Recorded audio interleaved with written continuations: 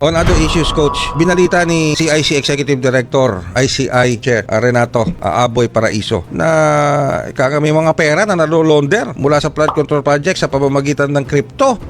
Paano po nangyayari ito? Galing sa actual na cash, ito ay papalitan sa pamamagitan ng mga tinatawag nating OTC crypto dealers. Ito yung mga tao na nagpapalit ng inyong cash, bibigyan ka ng USDT or digital dollar. Kapag napalitan yan, ang gagawin ng mga gustong mag-money launder, ito yung mga potential na pwedeng gawin nila ay i-convert nila ito, yung actual na cash, magiging dollar tether. Tapos, para hindi mahalata, para hindi umumbok yung wallet na yun, kasi makikita ng mga sniffing tools yan, no, Manong Ray. Gagawin nila, ihihiwa-hiwalay nila sa mga iba't ibang wallet. Ang tawag doon, smurfing. Kaya sila sa different wallet, gagamit sila ng mga unregulated digital exchange. Marami yan. Punta ka lang sa website, open mo yung URL, i-connect mo lang yung crypto wallet mo, then you have an access to all of the crypto assets in the world, regardless kung nasang bansa ka. Tapos, ang pwedeng mangyari para ilabas sa Pilipinas yung pera, kunyari siguro meron siya connection abroad, yung tao na yon, dahil yung wallet ay accessible anywhere, doon niya i-withdraw using off-ramp naman. Bibilhin yung digital tether mo, papalitan ka ngayon ng cash. Wow. Nagiging routed scheme siya na hindi mo malalaman kasi lumabas siya sa Pilipinas,